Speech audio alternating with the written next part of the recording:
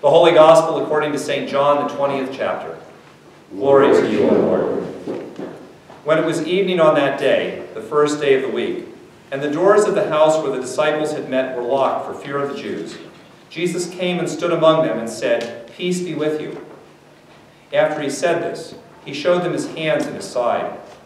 Then the disciples rejoiced when they saw the Lord. Jesus said to them again, "Peace be with you. As the Father has sent me, so I send you." When he had said this, he breathed on them and said to them, "Receive the Holy Spirit. If you forgive the sins of any, they are forgiven them.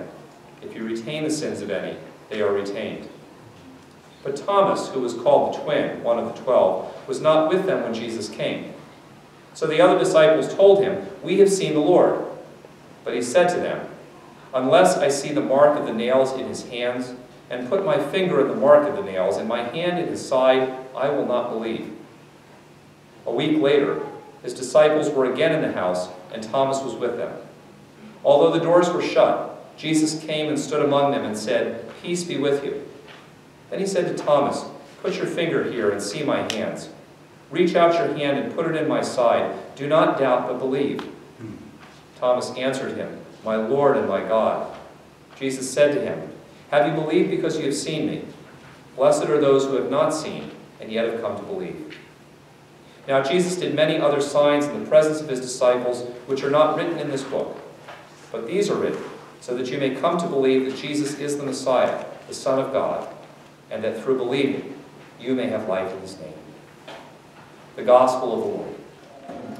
So this is not actually true, but it feels like pastors after Holy Week have a lot of extra time on their hands. I say it's not actually true, but it feels that way because we're not running services every single day of the week. And we usually don't have stuff to do every day of the week. And even more than that, everybody figures we're tired, we're exhausted, so they leave us alone and let us get stuff done that we've been trying to catch up on. So it's really great, and it feels like we've got a lot of time on our hands.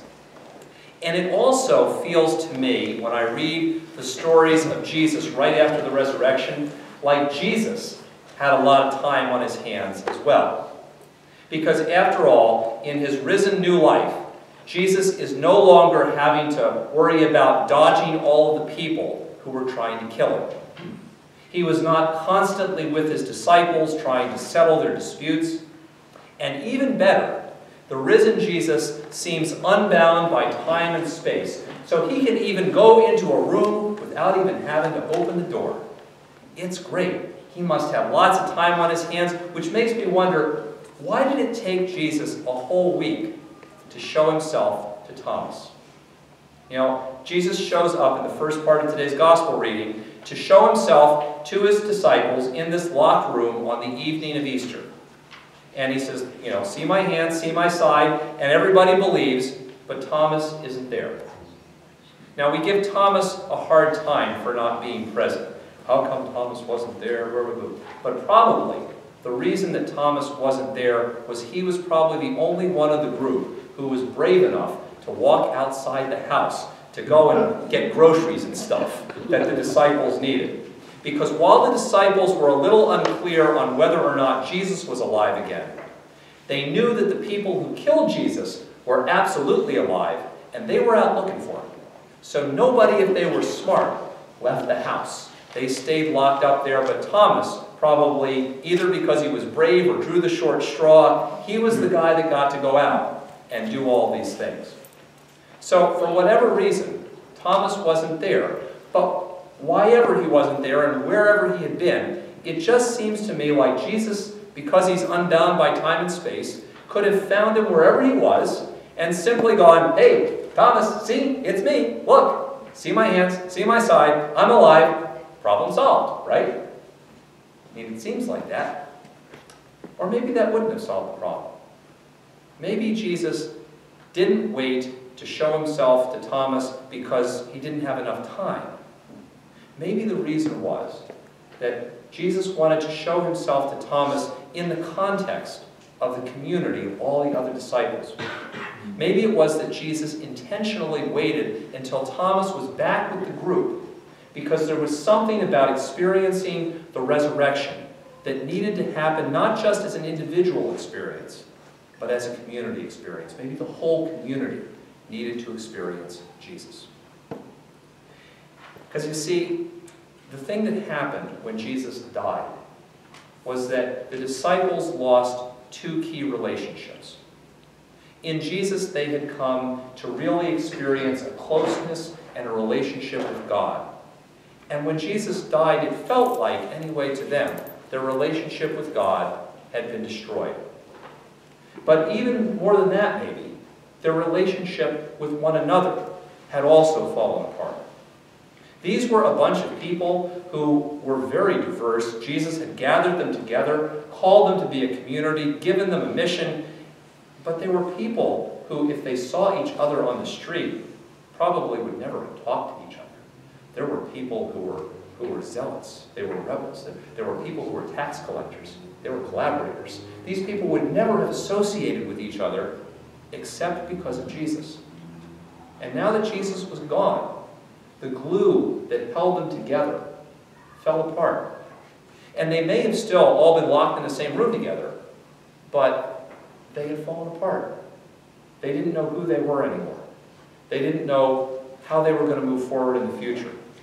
They didn't know what was going to become of them. So when Jesus showed himself to them, he restored two relationships. First of all, he gave them their relationship with God back, because now they were certain that even death wasn't going to separate them from God. So now they felt secure in their relationship with God, but he also glued them back together. He also called them back together. He gave them a mission. When Jesus says to them in the gospel reading, "As the Father has sent me, so I send you." The you is plural. All of you together I give this mission to. And he gave them purpose and meaning in life again. Jesus gave them a new relationship with God and a renewed relationship with each other. The two were so intertwined that Jesus didn't want to simply appear to one person as though it were a private, individual experience. Thomas and the other disciples needed to experience Jesus' resurrection together. First of all, for the sake of Thomas. Thomas needed to know that Jesus wasn't going to leave him out of the group as though somehow, you snooze, you lose, you weren't here, oh well, you miss out. No, Jesus was going to include him in the group, and Jesus also didn't want him to feel as though somehow, if he appeared to him in a personal revelation, that personal revelation was somehow greater or less than what he had given to all the rest of the disciples. He needed to know that he was part of that whole group. And also, Jesus showing himself to the disciples as a group was important to the whole group, to the whole community. Thomas, again, gets a bad rap often for saying, "Unless I see, I'm not going to believe." But see, he actually ups the ante. All the other disciples, when they first see Jesus on that first Easter evening, Jesus says, "Here's my hands, here's my side, see?" They all see. Thomas ups the ante. He doesn't just say, "I want to see." He says, "Unless I can reach out my hand and touch it, if I can put my hand in his hand, reach out my hand, put it in his side, then, if I can touch, I'm going to believe." And he gets a bad rap for that because we go, "Oh, you wait a minute." The thing is, I am sure that every single disciple in that room had the same thought. I wonder if this is a ghost. I can see the hands, I can see the side, but how do I know that I could actually reach out and touch? But they wouldn't say it. Thomas did. Thomas's question, Thomas's doubt, actually helped the faith of all the rest of the disciples, of all the rest of the group. And it was important that the group be part of those questions and even those doubts in order for their strength, their faith to be strengthened, and for them to be able to move forward with the mission that God gave them. And that's the other reason that Jesus appeared to them as a group. He gave them a mission together. "As the Father has sent me, so I send you." All of you. They knew that faith was finally going to be dependent upon the witness of other people. Everybody couldn't physically see Jesus. They could not simply snap their fingers and say, "Look, here, I have made the Lord appear so that you can see that he is alive." It was going to be based on people saying, I know it's risking my life to say this, but this actually happened. We actually want to share it with you. And that witness was going to be a whole lot more powerful if it was a community experience that could not simply be dismissed as the fantasy or the dream of one or two isolated individuals.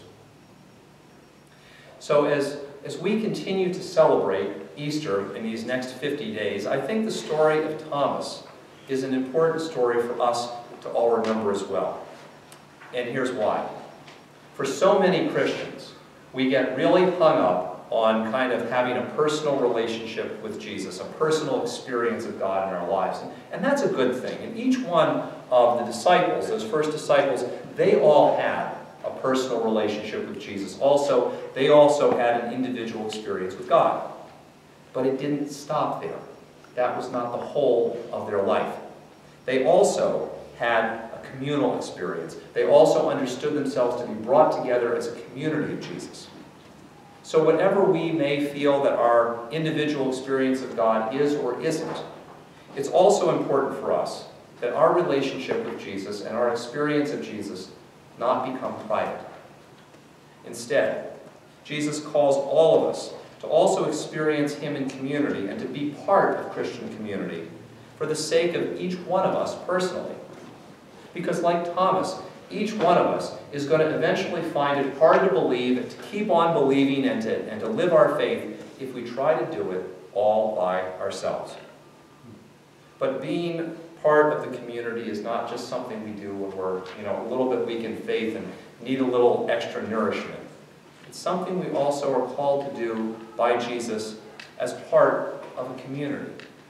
And that's because that like that whole group needed Thomas. They needed his questions, they needed his doubts in order for them to grow in faith. It is also the case that each and every one of us is often the person that the community needs. They need your questions, your doubts. Sometimes just your presence is what other people in the community need to be able to grow in their faith, to be able to live their faith. You are the gift that God gives to the community in ways that sometimes you don't even know, to be able to help people experience God in their lives. And that's why Jesus calls people together. It's not an optional part of the plan. It's Jesus' intention for each and every one of us.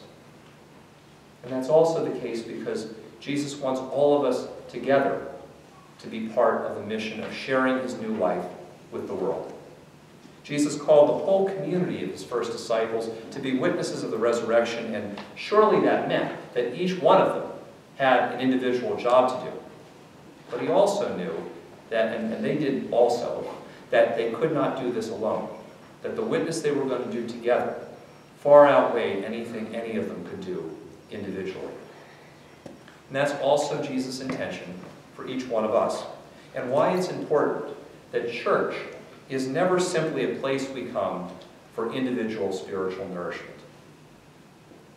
So, as we continue to celebrate the resurrection, we celebrate not only the new life that Jesus has given to each one of us individually, but also the new life that God gives to us together. Together, Jesus calls us to experience in the resurrection a renewed relationship with God and with one another. Jesus calls us to strengthen one another in our faith by our presence, our questions, and even our doubts. And most importantly, Jesus calls us to work together to share His new and His risen life with everybody